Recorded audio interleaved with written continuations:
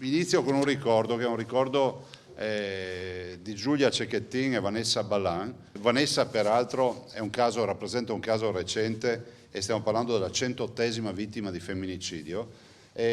Penso che con Giulia qui dal Veneto sia nato qualcosa di straordinario, nel senso che è un big bang della storia,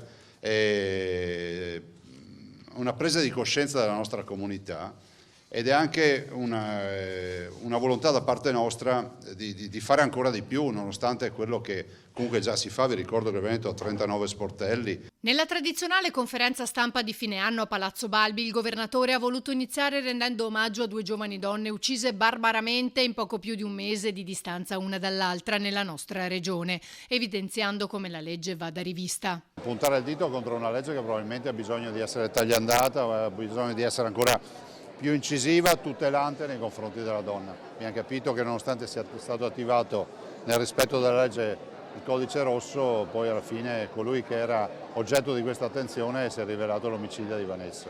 Molti i temi toccati da Zaia, dalla strage del bus di Mestre in cui hanno perso la vita 21 persone, al maltempo che più volte ha colpito il nostro territorio. E diciamo che il Veneto quando va in difficoltà ci va per le inondazioni, ci va per le frane, ci va per smottamenti importanti.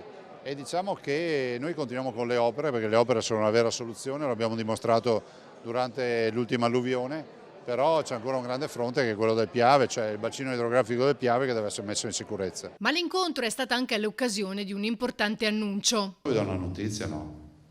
È Natale.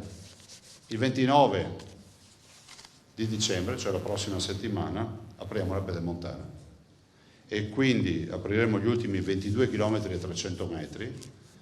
E vuol dire che questa infrastruttura non sarà completata perché manca il casello.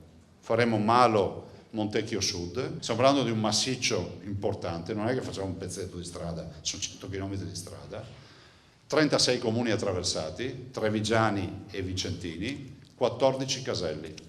È l'infrastruttura che ha il pedaggio più basso tra le nuove infrastrutture in Italia. Ma questo, dice Zaia, è anche l'anno dell'autonomia. Finalmente una legge che va in Parlamento e viene in fase di approvazione al Senato, ma poi anche l'anno delle Olimpiadi, perché comunque quest'anno è il giro di boa delle Olimpiadi e noi siamo sede olimpica, questo dobbiamo ricordarci. E conclude: che sia un Natale di serenità, da trascorrere con le persone care, che si amano in famiglia, ma fatemi fare anche un grande augurio alle persone che non sono perfettamente in salute, quindi un doppio augurio di buon Natale e di pronta guarigione.